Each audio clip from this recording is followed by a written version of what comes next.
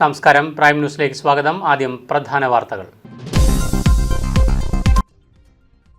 പാലാ മുണ്ടാങ്കലിൽ അപകടത്തിൽ മരിച്ച ധന്യയുടെ സംസ്കാരം ഇടമറയിൽ തറവാട്ട് വീട്ടിൽ നടന്നു. അപകടത്തിൽ മരിച്ച ജോമോളുടെ സംസ്കാരം നാളെ നടക്കും. സംസ്കാരം 10:30 പ്രവിത്താനം സെന്റ് അഗസ്റ്റിൻസ് ഫൊറോന പള്ളി സെമിത്തേരിയിൽ.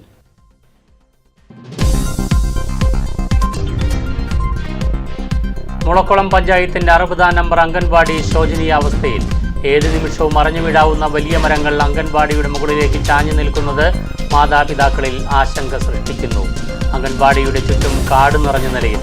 ഇഴജന്തുക്കളുടെ ശല്യവും രൂക്ഷം.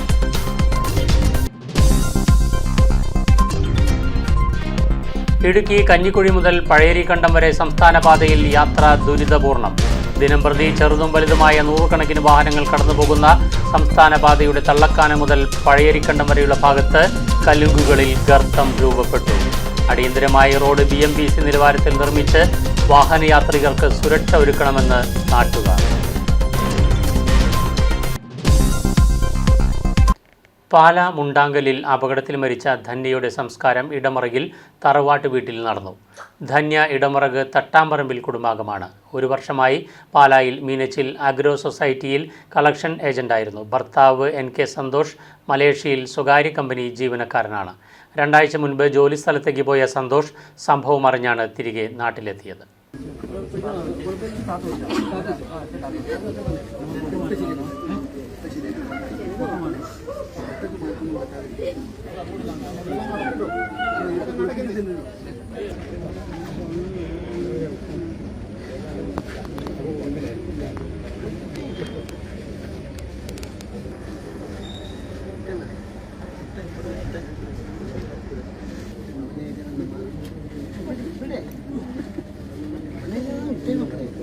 പാലാ മുണ്ടാങ്കലിൽ വാഹനാപകടത്തിൽ മരിച്ച ജോമോളുടെ സംസ്കാരം നാളെ നടക്കും. രാവിലെ 9 മണിക്ക് പ്രവിത്താനം സെന്റ് അഗസ്റ്റിൻസ് ഫൊറോന പള്ളി അങ്കണത്തിൽ പൊതുദർശനത്തിന് വെച്ചതിന് ശേഷം 10:30 ദേവാലയത്തിലെ മൃതസംസ്കാര ശുശ്രൂഷകൾക്ക് ശേഷം സെമിത്തേരിയിൽ സംസ്കരിക്കും. പാലാ ഇളന്തോട്ടം അമയാനിക്കൽ ബെന്നിയുടെയും ഐഷയുടെയും മകളാണ് ജോമോൾ. ഭർത്താവ് അല്ലപ്പാറ പാലക്കുഴക്കുന്നേൽ സുനിൽ. ലാലം പാലം ജംഗ്ഷനിലെ പിക്കപ്പ് ജീപ്പ് ഡ്രൈവറാണ് സുനിൽ. ഏകമകൾ അന്നമോളെ പാലായിലെ സ്കൂളിൽ എത്തിക്കുന്നതിനായിരുന്നു ജോമോൾ സ്കൂട്ടറിൽ പുറപ്പെട്ടത്. ഗുരുതരാവസ്ഥയിൽ സ്വകാര്യ ആശുപത്രിയിലെ വെന്റിലേറ്ററിൽ പ്രവേശിപ്പിച്ച മകൾ അന്നയുടെ നിലയിൽ നേരിയ പുരോഗതി കാണിക്കുന്നുണ്ടെന്ന് കുടുംബവൃത്തങ്ങൾ പറഞ്ഞു. തലയോലപ്പറമ്പ് പെരുവാർ റൂട്ടിൽ കീഴൂർ പ്ലാവിൻചോട് ജംഗ്ഷന് സമീപമുള്ള മുളക്കുളം പഞ്ചായത്തിൻ്റെ 60-ാം നമ്പർ അംഗൻവാടി ശോചനീയാവസ്ഥയിൽ. ഏത് നിമിഷവും മറിഞ്ഞു വീഴാവുന്ന വലിയ മരങ്ങൾ അംഗൻവാടിയുടെ മുകളിലേക്ക് ചാഞ്ഞു നിൽക്കുന്നത് മാതാപിതാക്കളിൽ ആശങ്ക സൃഷ്ടിക്കുകയാണ്. അംഗൻവാടിയുടെ ചുറ്റും കാട് നിറഞ്ഞ നിലയിലാണ്. ഇഴജന്തുക്കളുടെ ശല്യവും രൂക്ഷമാണ് എന്ന ആക്ഷേപവും ഉണ്ട്. അടിയന്തരമായി ജനപ്രതിനിധികളും ഉദ്യോഗസ്ഥരും മുളക്കുളം പഞ്ചായത്തും പരിഹാരം കാണണമെന്നാണ് രക്ഷിതാക്കളുടെ ആവശ്യം. ഇവരൊരു വിഷയമുണ്ടാക്കി ഇവർ പറഞ്ഞിട്ടൊന്നും കേൾക്കുന്നില്ല. അപ്പം മറ്റേ ബിജോസൊക്കെ അവിടെ ചെന്ന് മധ്യസ്ഥതൊക്കെ പോയിട്ടുണ്ടെന്ന് പറയണ കേട്ടോ. പക്ഷേ ഒരു തീരുമാനവും ഇല്ല. നമ്മൾ പേടിച്ചിട്ട് അങ്ങനെ പിള്ളേരെ അങ്ങ് വിടുന്നത്.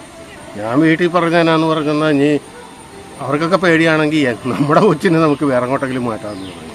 ഇതിങ്ങോട്ടൊരു കാറ്റ് വന്നു കഴിഞ്ഞാൽ ഇതിങ്ങോട്ട് വീണ് കഴിഞ്ഞാൽ പിള്ളേർക്കല്ലേ ദോഷം. ഇത് ഇടിഞ്ഞ് താഴോട്ട് പോകുക വേണ്ട. പിന്നെ ഇവിടെയൊക്കെ മൊത്തം വെള്ളം. ആലപ്പുഴ മധുര സംസ്ഥാന പാതയിൽ വാഹനയാത്ര ദുരിതപൂർണമാകുന്നു. ആലപ്പുഴ മധുര സംസ്ഥാന പാതയുടെ ഭാഗമായ കഞ്ഞിക്കുഴി മുതൽ പഴയരിക്കണ്ടം വരെയുള്ള റോഡിലാണ് വാഹനയാത്ര ദുരിതപൂർണമാകുന്നത്. ചേലച്ചുവട് വണ്ണപ്പുറം റോഡ് ആലപ്പുഴ മധുര സംസ്ഥാന പാതയുടെ ഭാഗമാണ്. എന്നാൽ അധികൃതരുടെ അവഗണനയിൽ ഈ പാതയിലുള്ള വാഹനയാത്ര ദുരിതമാവുകയാണ്. തള്ളക്കാനം മുതൽ പഴയരിക്കണ്ടം വരെയുള്ള 5 കിലോമീറ്റർ 3 കോടി രൂപയ്ക്ക് 3 വർഷം മുൻപ് നിർമ്മാണം പൂർത്തിയാക്കിയതാണ്. ആ ഭാഗത്താണ് വാഹനയാത്രയിന്ന് ദുരിതമായിരിക്കുന്നത്. ആലപ്പുഴ മധുര സംസ്ഥാന പാതയുടെ ഭാഗമായി ചേലച്ചൂട് വണ്ണപ്പുറം റോഡിന്റെ തള്ളക്കാനം മുതൽ പഴയരിക്കണ്ടം മേഖല വരെയുള്ള റോഡിന്റെ ഭാഗം താറുമാറായി സ്ഥിതിയാകുന്നുള്ളത്. 3 വർഷം മുമ്പ് 3.5 കോടി രൂപ മുടക്കി പൂർത്തീകരിച്ച റോഡാണിത്. 3.5 കോടി രൂപ മുടക്കി പണിത ആ വർഷം തന്നെ ഈ റോഡ് പൊളിയുകയും പിന്നീട് കുഴിയടക്കുകയും വീണ്ടും ഇങ്ങനെ കുഴിയടച്ചു പോകുന്ന സ്ഥിതി. ഈ കഴിഞ്ഞ ആഴ്ച PWDയിലെ ആളുകൾ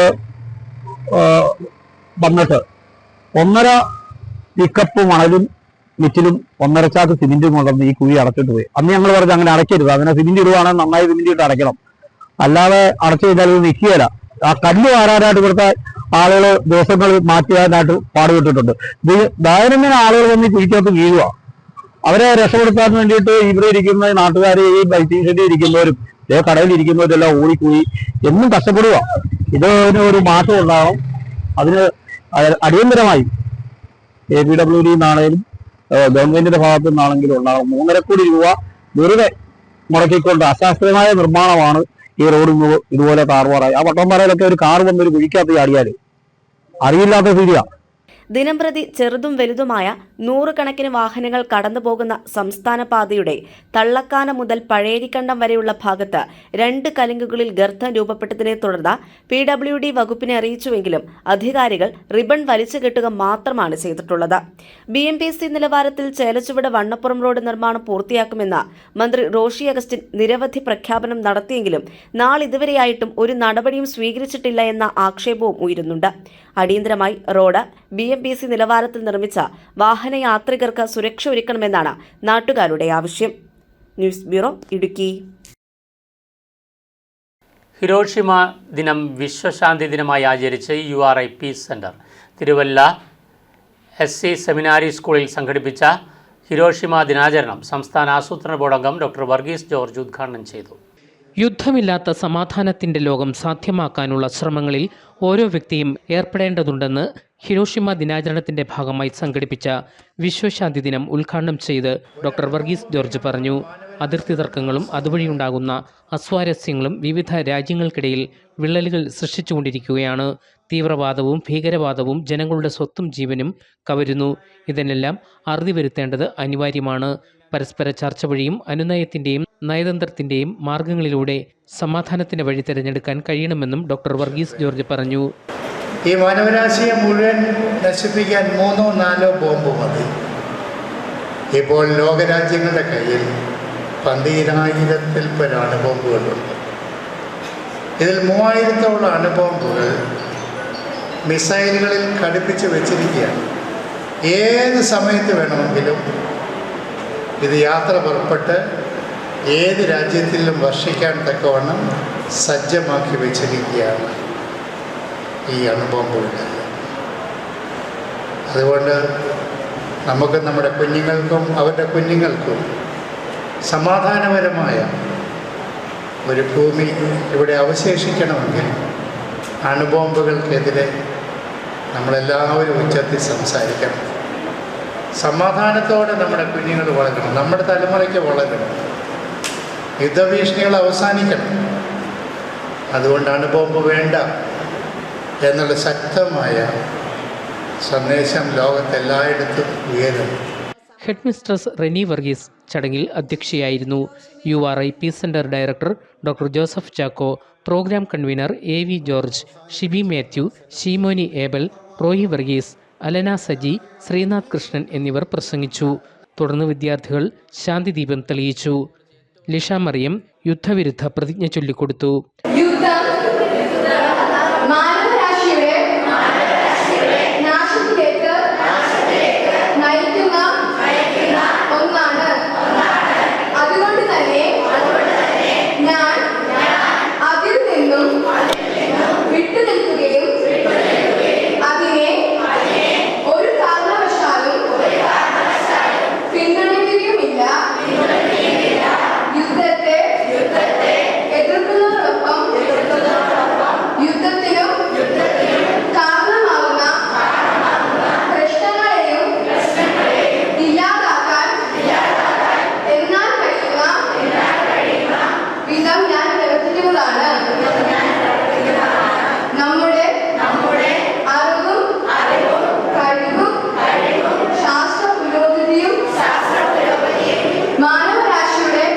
യുദ്ധവിരുദ്ധ പോസ്റ്റർ, ക്വിസ്, ഉപന്യാസ മത്സര വിജയികൾക്ക് ചടങ്ങിൽ സമ്മാനങ്ങൾ വിതരണം ചെയ്തു.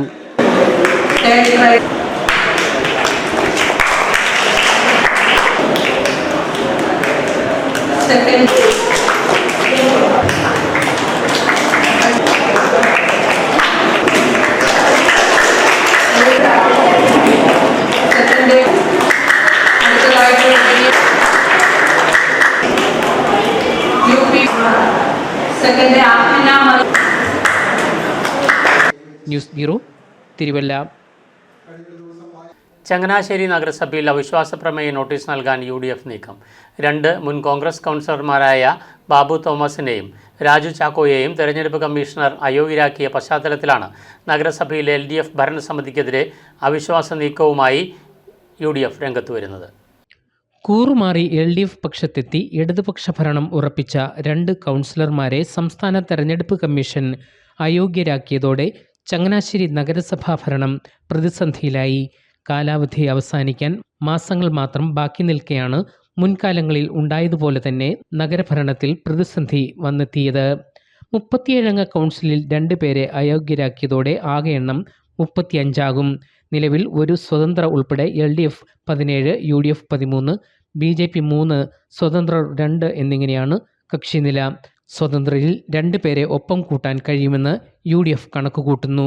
BJP പിന്തുണച്ചാൽ മാത്രമേ അവിശ്വാസം പാസ്സാവൂ. BJP വിട്ടുനിൽക്കുകയോ അവിശ്വാസത്തെ പിന്തുണയ്ക്കുകയോ വേണം. തിരഞ്ഞെടുപ്പ് അടുത്തിരിക്കുന്ന സാഹചര്യത്തിൽ അവിശ്വാസം വിജയിച്ചാൽ മേൽക്കൈ നേടാനാകുമെന്ന പ്രതീക്ഷയിലാണ് UDF. അവിശ്വാസ പ്രമേയം പാസാക്കുവാൻ 19 അംഗങ്ങളുടെ പിന്തുണ വേണം. ഇതുമൂലം UDFന് അവിശ്വാസ പ്രമേയ നീക്കം അത്ര എളുപ്പമല്ല. ഭരണത്തിൽ LDFന് കേവല ഭൂരിപക്ഷം നഷ്ടപ്പെട്ട സാഹചര്യമാണുള്ളത്. ഭരണകക്ഷിക്ക് 17, BJP അടക്കം പ്രതിപക്ഷത്തിന് 18 അംഗങ്ങളുള്ളതിനാൽ ഭരണപരമായ തീരുമാനങ്ങൾക്ക് ബുദ്ധിമുട്ടുകൾ നേരിടും. കൗൺസിൽ യോഗങ്ങളും സുഗമമാകില്ല. വോട്ടിംഗ് വരുന്ന സാഹചര്യങ്ങളും നിർണായകമാകും. അതേസമയം തെരഞ്ഞെടുപ്പ് കമ്മീഷൻ അയോഗ്യരായി പ്രഖ്യാപിച്ച നടപടിക്കെതിരെ ഹൈക്കോടതിയെ സമീപിക്കുമെന്ന് അയോഗ്യരാക്കപ്പെട്ട മുൻ കോൺഗ്രസ് അംഗങ്ങളായ രാജു ചാക്കോയും ബാബു തോമസും പറഞ്ഞു. തെരഞ്ഞെടുപ്പ് കമ്മീഷൻ 2 അംഗങ്ങളെ അയോഗ്യരാക്കിയ സാഹചര്യത്തിൽ നഗരഭരണത്തിൽ പ്രതിസന്ധിയില്ലെന്നും ഭരണകാര്യങ്ങൾ സുഗമമായി നടക്കുമെന്നും ചെയർപേഴ്സൺ കൃഷ്ണകുമാരി രാജശേഖരനും വൈസ് ചെയർമാൻ മാത്യൂസ് ജോർജും പറഞ്ഞു. News bureau, Changanassery. Kanjirappally general ആശുപത്രിയിൽ അത്യാധുനിക maternity cum child health block നിർമ്മിക്കുന്നതിന് 6.16 കോടി രൂപയുടെ പദ്ധതിക്ക് ഭരണാനുമതി ലഭിച്ചതായി government chief whip doctor N Jayaraja അറിയിച്ചു. സാങ്കേതിക അനുമതി കൂടി നേടുന്നതിനായി പദ്ധതി TS കമ്മിറ്റി മുൻപാകെ സമർപ്പിക്കുമെന്നും അദ്ദേഹം അറിയിച്ചു. ആധുനിക നിലവാരത്തിലുള്ള സമഗ്ര മാതൃശിശുരോഗ വിഭാഗം സജ്ജമാക്കാനാണ് നാഷണൽ ഹെൽത്ത് മിഷൻ തുക അനുവദിച്ചത്. കേന്ദ്ര ആരോഗ്യ വകുപ്പിന്റെ ലക്ഷ്യനിവാരത്തിലുള്ള ലേബർ ഡെലിവറി റിക്കവറി സ്യൂട്ട് ഉൾപ്പെടെയുള്ള സൌകര്യങ്ങൾ കെട്ടിടത്തിൽ നിർമ്മിക്കും. പ്രസവത്തിന്റെ എല്ലാ ഘട്ടങ്ങളിലും ഉപയോഗിക്കുന്നതിനായി രൂപകൽപ്പന ചെയ്യുന്ന ആശുപത്രി മുറിയാണ് LDR സ്യൂട്ട് റൂം അല്ലെങ്കിൽ labour delivery and recovery suite. അമ്മയ്ക്ക് കൂടുതൽ മാന്യവും സുഖകരവുമായ പ്രസവാനുഭവം നൽകുകയാണ് ലക്ഷ്യം. ഗർഭകാലം മുതലുള്ള പരിശോധന, പരിചരണം, കൌൺസിലിംഗ്, സുഖപ്രസവം തുടങ്ങി ശസ്ത്രക്രിയ വരെ അമ്മയ്ക്കും കുഞ്ഞിനും സുരക്ഷിതമായി ബുദ്ധിമുട്ടില്ലാത്ത സുഖപ്രസവം വരെ ഇവിടെ നിർവഹിക്കും. ആശുപത്രികളിൽ പ്രസവത്തിന് ചികിത്സാ സംവിധാനങ്ങൾ മാറ്റി പകരം പരിചരണം മുതൽ പ്രസവത്തിന് വരെയുള്ള സൌകര്യങ്ങൾ ഒരു നിലയിൽ സ്ഥാപിക്കും. ഇതിന്റെ ഭാഗമായി ലേബർ റൂം, ഓപ്പറേഷൻ തിയേറ്ററും അനുബന്ധ സംവിധാനങ്ങളും അടുത്തടുത്തായിരിക്കും സ്ഥാപിക്കുക. അടിയന്തര ഘട്ടങ്ങളിൽ അകലെയുള്ള കെട്ടിടത്തിലെ ഓപ്പറേഷൻ തിയേറ്ററിൽ എത്തിക്കുന്നതിന് വരെയുള്ള അപകട സാധ്യത തുടങ്ങിയവ ഒഴിവാക്കുകയാണ് ലക്ഷ്യം. പരമ്പരാഗത രീതി മാത്രമല്ലാതെ കമ്പാനിയൻ ഡെലിവറിയും സാധ്യമാക്കുന്നതിനുള്ള സൌകര്യവും ഒരുക്കും. ആദ്യഘട്ടമായി 10,000-ഓളം ചതുരശ്ര അടി വിസ്തീർണമുള്ള ഒരു നില കെട്ടിടം നിർമ്മിക്കാനാണ് പദ്ധതി തയ്യാറാക്കിയിരിക്കുന്നത്. നിലവിലുള്ള ഗൈനക്കോളജി വിഭാഗവും കൂടി ചേർത്തായിരിക്കും പുതിയ കെട്ടിടവും നിർമ്മിക്കുക. ആർദ്രം പദ്ധതിയിൽ ഉൾപ്പെടുത്തി നിലവിൽ പ്രവർത്തിക്കുന്ന ഗൈനക്കോളജി വിഭാഗം നവീകരിച്ചിരുന്നു. പുതിയ കെട്ടിടത്തിൽ ആധുനിക ഡെലിവറി യൂണിറ്റിനു പുറമെ അനുബന്ധ സൌകര്യങ്ങളും ഉണ്ടായിരിക്കും. അടുത്ത 2 ഘട്ടങ്ങളിലായി കൂടുതൽ OP-IP വിഭാഗങ്ങളും പീഡിയാട്രിക് വിഭാഗവും നിർമ്മിക്കും. OP, ഓപ്പറേഷൻ തിയേറ്റർ, മറ്റ് ആശുപത്രിയിൽ നേരത്തെ OP ഓഫീസ് വിഭാഗങ്ങൾ പ്രവർത്തിച്ചിരുന്ന പഴയ കെട്ടിടം പൊളിച്ച് നിലവിലുള്ള ഗൈനക്കോളജി വിഭാഗത്തോട് ചേർന്നായിരിക്കും പുതിയ കെട്ടിടം നിർമ്മിക്കുക. പഴയ കെട്ടിടം പൊളിക്കുന്നതിനുള്ള എസ്റ്റിമേറ്റ് തയ്യാറാക്കി വരികയാണെന്ന് ആശുപത്രി മാനേജ്മെന്റ് സമിതി അറിയിച്ചു. നാഷണൽ ഹെൽത്ത് മിഷന്റെ അംഗീകൃത കൺസൾട്ടന്റായ ഹിന്ദുസ്ഥാൻ ലൈഫ് കെയർ ലിമിറ്റഡിനാണ് പ്രവൃത്തി നടപടിക്കായുള്ള ചുമതല. News bureau, Kanjirappally. Koothattukulam Pala PWD റോഡിൽ മംഗലത്ത് താഴം കവലയ്ക്ക് സമീപം കലുങ്ക് പൊളിഞ്ഞ് അപകടാവസ്ഥയിൽ. കൂത്താട്ടുകുളം പാല റോഡിൽ മംഗലത്ത് താഴം ജംഗ്ഷന് സമീപമുള്ള കലുങ്കാണ് പൊളിഞ്ഞു വീണത്. 1,04 ലക്ഷം രൂപ മുടക്കിൽ BMBC നിലവാരത്തിൽ ടാർ ചെയ്ത് റോഡിലെ കലുങ്കാണ് അപകടത്തിലായത്. എസ്റ്റിമേറ്റിൽ ഈ കലുങ്ക് നിർമ്മാണത്തിനും തുക അനുവദിച്ചിരുന്നു. ഈ കലുങ്കിന്റെ നിർമ്മാണ പ്രവൃത്തികൾ നടന്നുകൊണ്ടിരുന്നപ്പോൾ municipal councillor advocate Boban Varghese നിർമ്മാണത്തിലെ അപാകത ചൂണ്ടിക്കാട്ടുകയും ചെയ്തു. അനേകം ടൂറിസ്റ്റുകൾ ഉൾപ്പെടെ ഭാരവാഹനങ്ങൾ കടന്നുപോകുന്നതും ശബരിമല തീർത്ഥാടകർ നിരന്തരം യാത്ര ചെയ്യുന്നതും പുനലൂർ നെടുമ്പാശ്ശേരി ഹൈവേയിലുമാണ് കലുങ്ക്. ശബരിമല തീർത്ഥാടനം തുടങ്ങുന്നതിന് മുൻപായി ഈ കലുങ്ക് പുനർനിർമ്മിക്കണം. രാമപുരം കവലയിൽ നിന്നും 50 മീറ്റർ മാറി 10 മീറ്റർ നീളത്തിലും മാരുതി ജംഗ്ഷനിൽ 30 മീറ്റർ നീളത്തിലും തുടർന്ന് അവിടെ എവിടെയായി റോഡിന്റെ പ്രതലം ഒലിച്ചുമാറി തിട്ടയായി രൂപാന്തരം പ്രാപിച്ച അപകടാവസ്ഥയിലാണ്. ഇവിടെ ബൈക്ക് യാത്രക്കാർ നിരന്തരം അപകടത്തിൽപ്പെടുന്നുമുണ്ട്. 10 mm 8 mm കമ്പിയാണ് ഈ പാലം കോൺക്രീറ്റ് ചെയ്യാനായിട്ട് ഉപയോഗിച്ചിരിക്കുന്നത്. ഞാൻ ഈ കഴിഞ്ഞ ഒരു 6 മാസങ്ങൾക്ക് മുമ്പ് ഞാൻ വാങ്ങിച്ച ഒരു സ്ഥലത്ത് കനാൽ ബണ്ടിന് മേളിൽ കൂടെ ഒരു പാലം വാർക്കുന്നതിനായിട്ട് ചെന്ന് കഴിഞ്ഞപ്പോൾ അന്ന് വാട്ടർ അതോറിറ്റി എനിക്ക് തന്നത് 24 mm കമ്പിയിട്ട് വാർക്കാനാണ്. ഞാൻ 24 mm കമ്പിയിട്ട് വാർത്ത് കഴിഞ്ഞപ്പോൾ ആ കോൺട്രാക്ടർ എന്നോട് ചോദിച്ചു, സാറേ ഇത് നാഷണൽ ഹൈവേ പോലും കാണുന്നതല്ല ഇത്രയും വലിയ കമ്പി ഉപയോഗിക്കേണ്ടത്, പക്ഷെ ഇതെന്താവശ്യത്തിനെന്ന് ചോദിച്ചു. അതിന്റെ പ്രാധാന്യം മനസ്സിലാക്കണം എന്നുണ്ടെങ്കിൽ ഇവിടെ നോക്കുക, ഈ വെറും 10 mm മേളിലും 8 mm കമ്പിയാണ് അടിയിലിട്ടിരിക്കുന്നത്. ഇതിപ്പോൾ ഞാൻ പറഞ്ഞതല്ല, ഇതിനു ഒരു അസിസ്റ്റന്റ് എക്സിക്യൂട്ടീവ് എഞ്ചിനീയർ തന്നെ നോക്കിയിട്ട് പറഞ്ഞതാണ് ഇത് 10 mm 8 mm ഉള്ളത്. ഈ സാഹചര്യത്തിൽ ഇതിന്റെ പിന്നിൽ പ്രവർത്തിച്ച എല്ലാ ഉദ്യോഗസ്ഥന്മാർക്കും എതിരെ നടപടി ഉണ്ടാവണം. ഇത് കോൺട്രാക്ടർക്കെതിരെ മാത്രമല്ല, ഇതിനെ കൂട്ടുനിന്ന ഈ കോടാനുകോടികൾ വെട്ടിച്ചെടുത്ത ഉദ്യോഗസ്ഥന്മാർക്കെതിരെ ശക്തമായ നടപടി സ്വീകരിക്കുന്നവരെ പ്രക്ഷോഭ പരിപാടികൾ തുടരും. കലുങ്കം റോഡും തകർന്നതിൽ പ്രതിഷേധിച്ച് കൂത്താട്ടുകുളം മണ്ഡലം കോൺഗ്രസ് കമ്മിറ്റിയുടെ നേതൃത്വത്തിൽ നാളെ മംഗലത്ത് വഴി തടയൽ സമരം നടത്തുമെന്ന് മണ്ഡലം കോൺഗ്രസ് കമ്മിറ്റി പ്രസിഡന്റ് റെജി ജോൺ, നഗരസഭാ പ്രതിപക്ഷ നേതാവ് പ്രിൻസ് ജോൺ, കൌൺസിലർ അഡ്വക്കേറ്റ് ബോബൻ വർഗീസ് എന്നിവർ അറിയിച്ചു. News bureau, Koothattukulam. ഹരിത കേരള മിഷന്റെ ആഭിമുഖ്യത്തിൽ ദേവഹരിതം പദ്ധതിക്ക് പൂഞ്ഞാർ കോയിക്കൽ ദേവസ്വം ബോർഡിന് കീഴിലുള്ള ശ്രീ മധുര മീനാക്ഷി ദേവീക്ഷേത്രത്തിൽ തുടക്കമായി. പൂഞ്ഞാർ ഗ്രാമപഞ്ചായത്ത് പ്രസിഡന്റ് ഗീതാ നോബിളിന്റെ അധ്യക്ഷതയിൽ ചേർന്ന യോഗത്തിൽ നവകേരളം കർമ്മ പദ്ധതിയുടെ സംസ്ഥാന കോർഡിനേറ്റർ ഡോക്ടർ TN സീമ പദ്ധതി ഉദ്ഘാടനം ചെയ്തു. കേരളത്തിലെ ആരാധനാലയങ്ങളുടെ പരിസര പ്രദേശങ്ങളുടെ സംരക്ഷണത്തിനും പച്ചപ്പ് വർദ്ധിപ്പിക്കുന്നതിനും വേണ്ടിയാണ് ദേവഹരിതം പദ്ധതി തയ്യാറാക്കിയിരിക്കുന്നത്.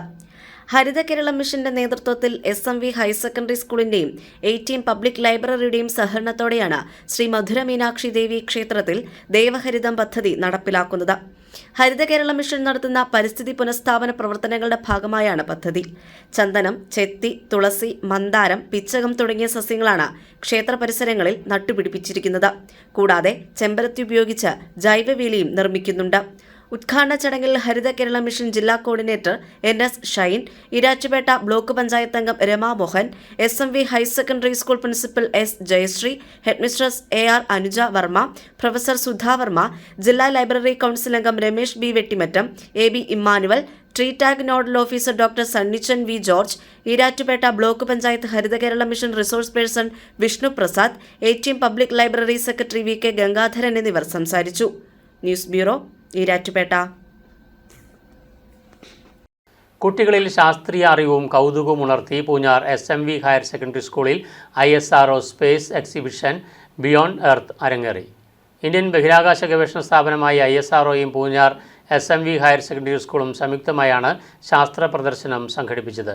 ബഹിരാകാശ ഗവേഷണം, റോക്കറ്റുകൾ, ചന്ദ്രയാൻ ദൗത്യങ്ങൾ തുടങ്ങിയ ISROയുടെ വിസ്മയകരമായ നേട്ടങ്ങളെക്കുറിച്ച് അടുത്തറിയുവാനുള്ള അപൂർവ അവസരം പ്രദർശനത്തിൽ ഒരുക്കിയിരുന്നു. വിവിധ തരം മോഡലുകൾ, ചിത്രങ്ങൾ, പ്രദർശനങ്ങൾ എന്നിവയോടൊപ്പം വിദഗ്ധരുടെ പ്രഭാഷണങ്ങളും ചോദ്യോത്തര സെക്ഷനുകളും പരിപാടിയോടനുബന്ധിച്ച് നടന്നു. പ്രദേശത്തെ വിവിധ വിദ്യാഭ്യാസ സ്ഥാപനങ്ങളിൽ നിന്നായി നിരവധി പേർ പ്രദർശനം കാണാനെത്തിയിരുന്നു. പ്രദർശനത്തിൻ്റെ ഉദ്ഘാടനം Poonjar government engineering college principal doctor MV Rajesh നിർവഹിച്ചു. പൂഞ്ഞാർ ഗ്രാമപഞ്ചായത്ത് പ്രസിഡന്റ് ഗീതാ നോബിൾ അധ്യക്ഷത വഹിച്ച ചടങ്ങിൽ school head mistress AR Anuja Varma, ISRO technical staff Aneesh R, PTA president Rajesh Parakkal തുടങ്ങിയവർ ചടങ്ങിൽ പങ്കെടുത്ത് സംസാരിച്ചു. ഒറിജിനൽ നെയിം എന്ന് പറയുന്നത് മെറ്റ്സാറ്റ് 1 എന്നാണ്. കൽപ്പനാസോളം മരിച്ചതിന് ശേഷമാണ് ഇതിൻ്റെ പേര് കൽപ്പന 1 എന്ന് പേര് മാറ്റിയത്. ഇത് ഇന്ത്യയുടെ ആദ്യത്തെ മെറ്റോറോളജിക്കൽ സാറ്റലൈറ്റ്സാണ്. മെറ്റോറോളജിക്കൽ സാറ്റലൈറ്റ്സ് എന്ന് പറഞ്ഞാൽ കാലാവസ്ഥാപരമായിട്ടുള്ള കാര്യങ്ങൾ ഡേറ്റാസ് എല്ലാം കളക്ട് ചെയ്യുന്ന സാറ്റലൈറ്റ്സ് ആണ് ഇത്. ഇതിനകത്തൊരു high resolution radiometer, data relay transponder, അങ്ങനത്തെ കുറേ സാധനങ്ങളുണ്ട്.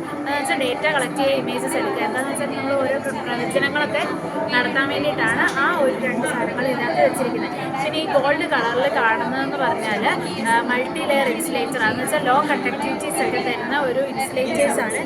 ഇത് നമുക്ക് LVM3 എന്ന് വിളിക്കാം. ഇതിനും അതുപോലെ തന്നെ 3 സ്റ്റേജാണ് ഉള്ളത്. Solid stage, liquid stage, cryogenic stage. അപ്പോൾ ഇതിന് മൊത്തം വെയിറ്റ് 630 ടണ്ണാണ്. അപ്പോൾ ഇതിൻ്റെ പേലോഡിൻ്റെ മാത്രം വെയിറ്റ് 4 ടണ്ണാണ്. അപ്പോൾ ഇതിൻ്റെ ഹൈറ്റ് 42 മീറ്റർ. അതിന് 2200 കിലോയെ സാറ്റലൈറ്റ് ഹോൾഡ് ചെയ്യാൻ പറ്റുള്ളൂ. പക്ഷേ ഇതിന് 4 ടൺ വരെയുള്ള സാറ്റലൈറ്റിനെ ലോഞ്ച് ചെയ്യാൻ കഴിയും. അപ്പോൾ അതിന് ഇച്ചിരി വെയിറ്റുള്ള സാറ്റലൈറ്റിനെ ഇതിന് ലോഞ്ച് ചെയ്യാൻ പറ്റും. വളരെ സുപ്രധാനമായിട്ടുള്ള ഒരു പരിപാടിയാണ് ഇത് തുടക്കം കുറിക്കുന്നത്. നമ്മൾ ഭൂമിയിൽ ജീവിക്കുമ്പോൾ ഒരുപക്ഷെ നമ്മളെ ഏറ്റവും അത്ഭുതപ്പെടുത്തുന്ന ഒന്ന് ആകാശമാണ്, അല്ലെങ്കിൽ സ്പേസ് ആണ് എന്ന് വേണമെങ്കിൽ പറയാം.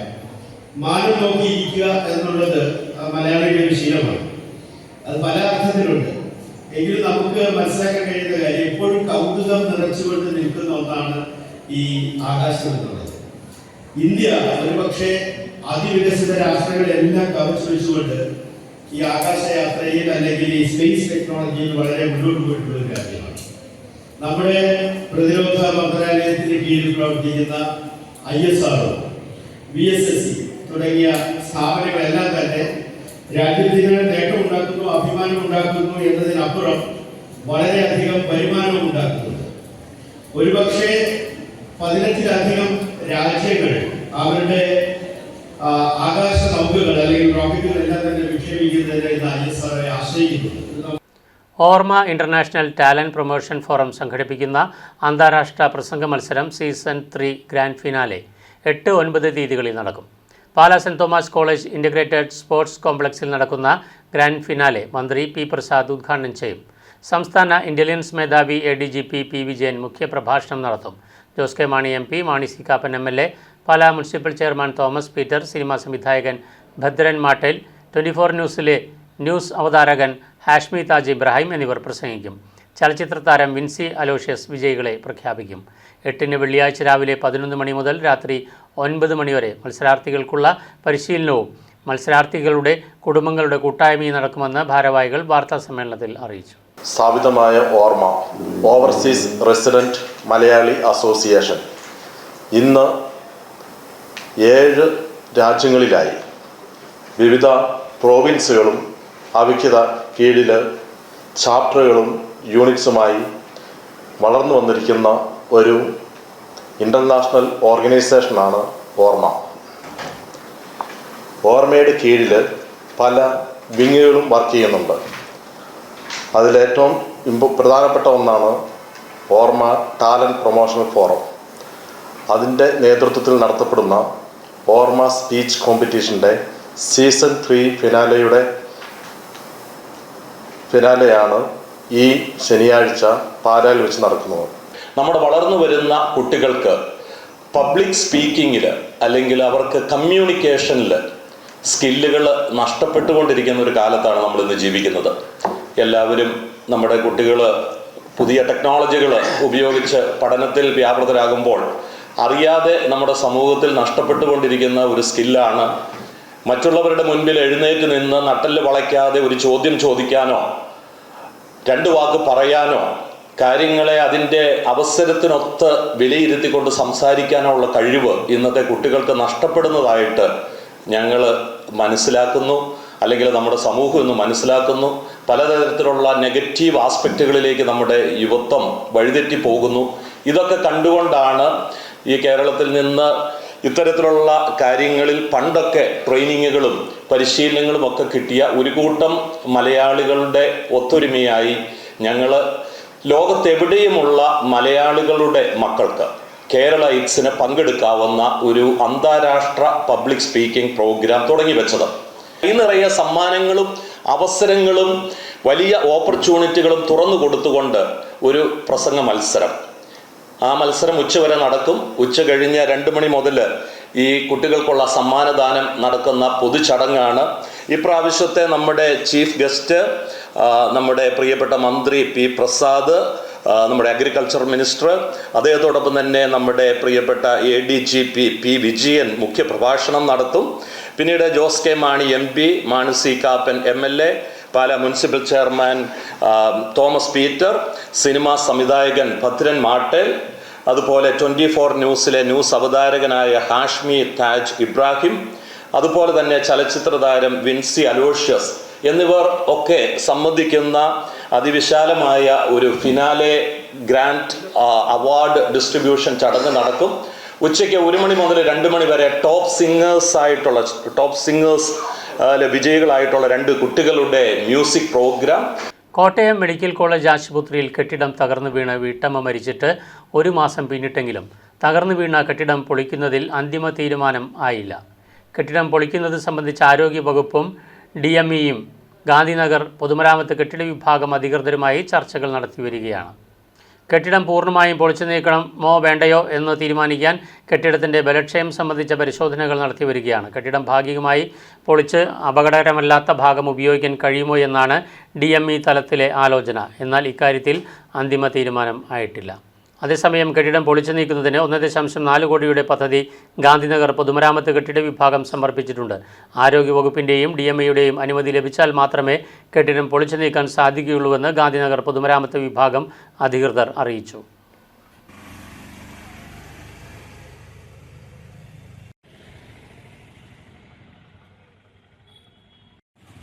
ഇപ്പോൾ വെള്ളൂരിൽ പ്രവർത്തിക്കുന്ന കടുത്തുരുത്തി കേന്ദ്രീയ വിദ്യാലയത്തിൻ്റെ പ്രവർത്തനം നിന്നുപോകുന്ന അവസ്ഥയിൽ രക്ഷിതാക്കളുടെ ആശങ്ക മാറ്റണമെന്ന് PTA അംഗങ്ങൾ ദൃശ്യാന്യൂസിനോട് പ്രതികരിച്ചു. 2015 30 കോടി രൂപ അനുവദിച്ച് 10 കൊല്ലം പൂർത്തിയായിട്ടും 5 ഏക്കർ സ്ഥലം കണ്ടെത്തി കെട്ടിട നിർമ്മാണം തുടങ്ങുവാൻ കഴിയാത്തതാണ് കേന്ദ്രീയ വിദ്യാലയം നിർത്തലാക്കാൻ പോകുന്നതും 1ാം ക്ലാസ്സിലെ പ്രവേശനം വേണ്ട എന്ന് തീരുമാനിക്കാൻ കാരണമെന്നും രക്ഷിതാക്കൾ പറയുന്നു.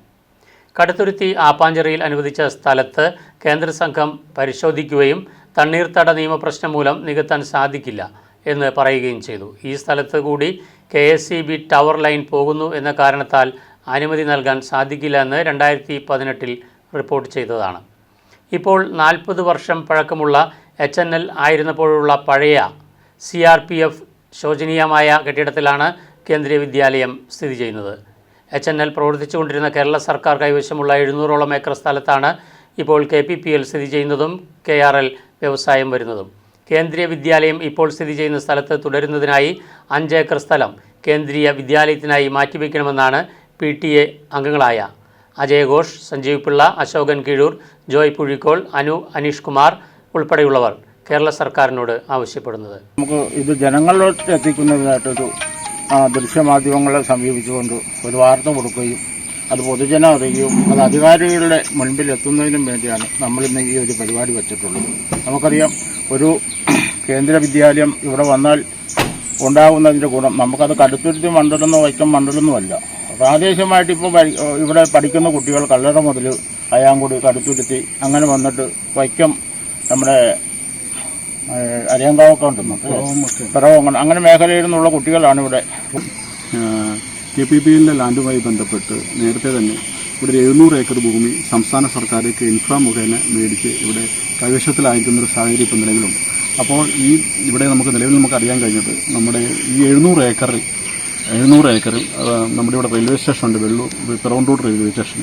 ആ റെയിൽവേ സ്റ്റേഷൻ്റെ ട്രാക്കിൻ്റെ അപ്പുറത്തേക്ക് മുഴുവൻ KRLും ഇപ്പുറത്തെ സൈഡിലേക്ക്, അതായത് നമ്മുടെ ഈ സൈഡിലേക്ക് മുഴുവൻ KPPLുമാണ് നിലവിൽ ഇപ്പോൾ വർക്കിംഗ് ആയിട്ടുണ്ട്. അപ്പം അതിലേക്ക് ഭാവിയിലേക്ക് ഒത്തിരി തന്നെ ആളുകൾ എത്തുകയും വേറെ സാഹചര്യത്തിലേക്ക് ഇത് വ്യവസായ മേഖലയായിട്ട് ഈ ഒരു പ്രദേശം മാറുകയും ചെയ്യും.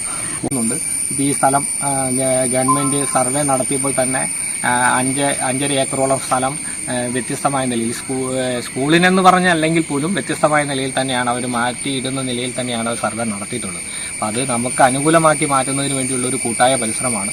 വ്യക്തിപരമായി ഇപ്പോൾ ഏതെങ്കിലും ഒരു മണ്ഡലത്തിലേക്ക് മാത്രമായി സ്കൂൾ കൊണ്ടുപോകണം എന്ന താല്പര്യത്തോടെയല്ല, ഏത് മണ്ഡലത്തിലായാലും ആ സ്കൂള് നമ്മളുടെ ഇവിടെ അനുവദിക്കപ്പെട്ടിട്ടുള്ളതാണ്. അത് നിലനിർത്തുന്നതിന് വേണ്ടിയുള്ള ഒരു കൂട്ടായ പരിശ്രമമാണ്. ആ പരിശ്രമത്തിൽ എല്ലാ ഇപ്പോൾ കക്ഷിരാഷ്ട്രീയത്തിന് അതീതമായി എല്ലാവരും ആ കാര്യത്തിനകത്ത് ഒരു പൊതു സ്ഥാപനം എന്ന നിലയിൽ ഈ സ്കൂൾ ഇവിടെ അനുവദിക്കപ്പെടാനും അത് നിലനിർത്തുന്നതിനും വേണ്ടിയിട്ടുള്ള ഒരു പരിശ്രമത്തിനകത്തുണ്ട്. മുണ്ടക്കൈ ചൂരൽമല ദുരന്തത്തിൻ്റെ അവശേഷിപ്പുകൾ മുണ്ടക്കയത്തുമുണ്ട്. അന്നത്തെ ദുരന്തത്തിൻ്റെ വാർത്തകൾ വണ്ടമ്പതാൽ അമ്പഴത്തിനാൽ AS മുഹമ്മദിൻ്റെ ശേഖരത്തിലുണ്ട്. ചെറുപ്പം മുതൽ പത്രവാർത്തകൾ വെട്ടിയെടുത്ത് ബുക്കുകളിൽ ഒട്ടിച്ചു സൂക്ഷിക്കുന്ന ശീലം റിട്ടയേർഡ് വില്ലേജ് ഓഫീസറായ മുഹമ്മദ് ഇന്നും തുടരുന്നു. കഴിഞ്ഞ വർഷം ഉണ്ടായ ചൂരൽമല ഉരുൾപൊട്ടൽ ദുരന്തത്തെക്കുറിച്ച് പത്രങ്ങളിൽ വന്ന വാർത്തകൾ ശേഖരിച്ച് 300-ലധികം പേജുകളുള്ള പുസ്തകമാക്കിയിരിക്കുകയാണ് റിട്ടയേർഡ് വില്ലേജ് ഓഫീസറായ AS മുഹമ്മദ്. ഉരുൾപൊട്ടൽ ഉണ്ടായ ദിവസം മുതലുള്ള രക്ഷാപ്രവർത്തനങ്ങളും അതിജീവനവും പുനരധിവാസവുമെല്ലാം ഈ വാർത്തകളിൽ ഉൾപ്പെടുന്നു.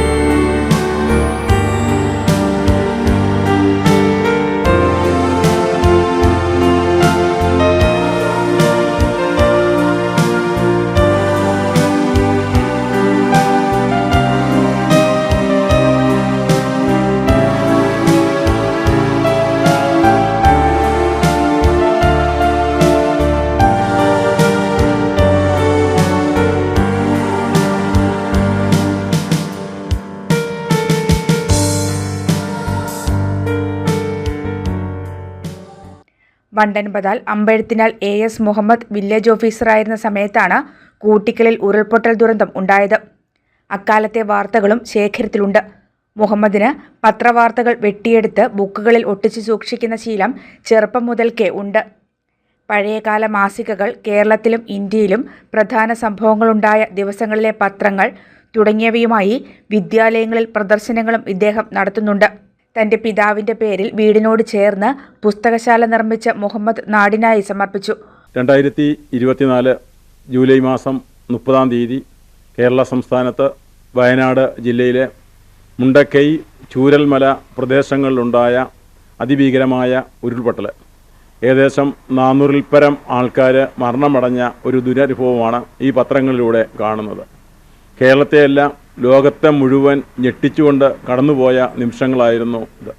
കേരളത്തിലുള്ള സർവ്വജനങ്ങളും വയനാട്ടിലേക്ക് അല്ലെങ്കിൽ മുണ്ടക്കൈ എന്ന സ്ഥലത്തു നിന്ന്, മുണ്ടക്കയത്തു നിന്നും വരെ ആൾക്കാർ പോയിട്ടുള്ള അത് നമുക്കറിയാം. അന്ന് കേരള സംസ്ഥാനത്ത് ഇറങ്ങിയിട്ടുള്ള അതിപ്രശസ്തമായ പത്രങ്ങളുടെ ഒരു ശേഖരമാണ് ഈ കണ്ടിരിക്കുന്നത്. മലയാള ദിനപത്രങ്ങളിലെ ഒരു 15ഓളം പത്രങ്ങളുടെ 100ഓളം കോപ്പികളാണ് ഇവിടെ പ്രദർശനത്തിനായിട്ട് വെച്ചിരിക്കുന്നത്.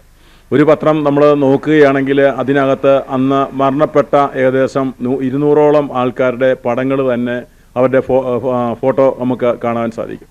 അതുപോലെ സഹായകരമായ രീതിയിൽ അവിടെ ചെന്നിരിക്കുന്ന സഹായിച്ച ആൾക്കാരുടെ, മുഖ്യമന്ത്രി തൊട്ട് ഇന്ത്യൻ പ്രധാനമന്ത്രി വരെ വന്നിട്ടുള്ള ആൾക്കാരുടെ എല്ലാം അവരുടെ വീക്ഷണങ്ങളും അവിടുത്തെ ചൂരൽമലയിലും മുണ്ടക്കയിലും ഹോസ്പിറ്റലിലും പോയിട്ട് ആ സന്ദർശനങ്ങളെക്കുറിച്ചുള്ള അതിവിശാലമായ ഒരു വാർത്താ ശേഖരമാണ് ഈ കണ്ടിരിക്കുന്നത്. ഈ വെച്ചിരിക്കുന്നത് നമുക്കറിയാം, 2018 കാലങ്ങളിൽ മലപ്പുറം ജില്ലയിലും അതിഭീകരമായൊരു ഉരുൾപൊട്ടലുണ്ടായി. അതിനുശേഷം 2021 കോട്ടയം ജില്ലയിൽ കൂട്ടിക്കൽ വില്ലേജിൽ ഉരുൾപൊട്ടലുണ്ടായി. 13ഓളം ആൾക്കാർ 2 വില്ലേജിലായി 21 പേർ മരണമടഞ്ഞു. അതിനുശേഷം 2024 ജൂലൈ 30-ാം തീയതിയാണ് ചൂരൽമല മുണ്ടക്കൈ ദുരന്തമുണ്ടായത്. അന്ന് ഇതിനിപ്പം ഒരു വർഷവും കഴിഞ്ഞ് ഏകദേശം 10 ദിവസത്തോളം ആയിക്കൊണ്ടിരിക്കുകയാണ്. ഇന്നും നമുക്ക് മറക്കാൻ പറ്റാത്ത അനുഭവങ്ങളിലൂടെയാണ് മുണ്ടക്കൈ, ചൂരൽമല പ്രദേശങ്ങൾ കടന്നുപോയിക്കൊണ്ടിരിക്കുന്നത്. പത്രങ്ങളെന്ന് പറഞ്ഞാൽ എനിക്ക് 1890 മലയാള മനോരമ ദിനപത്രം മുതൽ 2019 ഇറങ്ങിയ വായന എന്നുള്ള മലയാള ദിനപത്രമുണ്ടായിരുന്നു. ഈ പത്രങ്ങളുടെ 100 കണക്കിന് കോപ്പികൾ, 170ഓളം കോപ്പികൾ എൻ്റെ കയ്യിലുണ്ട്. ഏകദേശം 150ഓളം സ്ഥലങ്ങളിൽ പ്രദർശനം നടത്തിയിട്ടുണ്ട്. ഈ പ്രദർശനം കേരളത്തിലെ മുഖ്യമന്ത്രിയായിരുന്ന ബഹുമാനപ്പെട്ട പിണറായി സാറ് കോട്ടയത്ത് വെച്ച് അതിൻ്റെ എക്സിബിഷൻ കണ്ടിട്ടുണ്ട്. അനേകം മന്ത്രിമാരെ പ്രദർശനം കണ്ടിട്ടുണ്ട്. ഇത് കണ്ടിട്ട് അവിടെ കരുന്ന കുട്ടികളിലുണ്ടാകുന്ന ഒരു അഭിപ്രായമാണ് ഈ രീതിയിൽ ഈ എക്സിബിഷൻ ഉണ്ടായത്. ഇപ്പം പറയുകയാണെങ്കിൽ ഈ സമയത്താണെങ്കിൽ VS അച്യുതാനന്ദ സാറ് മരണപ്പെട്ടിട്ട് ഇന്ന് ഏകദേശം 10-15 ദിവസം, അതായത് അദ്ദേഹത്തിൻ്റെ തന്നെ ഏകദേശം 70ഓളം പത്രങ്ങൾ ഇപ്പം നമ്മുടെ ശേഖരത്തിനകത്ത് നമ്മൾ സൂക്ഷിച്ച് വെച്ചിട്ടുണ്ട്. അതുപോലെ ഏത് ദുഃഖ അനുഭവങ്ങൾ വന്നാലും സന്തോഷകരമായ അനുഭവങ്ങൾ ഉണ്ടായാലും പത്രം സൂക്ഷിക്കുക ഒരു ഹോബിയായിട്ട് കാണുകയാണ്. മുണ്ടക്കയം പ്രദേശത്തെ ആളുകൾ മരിച്ചാൽ പത്രത്തിൽ വരുന്ന ചരമവാർത്തകൾ പോലും വെട്ടിസൂക്ഷിക്കുന്ന പതിവുണ്ടായിരുന്നു മുഹമ്മദിന്. ദൃശ്യാന്യൂസ്, മുണ്ടക്കയം. പ്രൈം ന്യൂസ് പൂർണ്ണമാകുന്നു. നമസ്കാരം.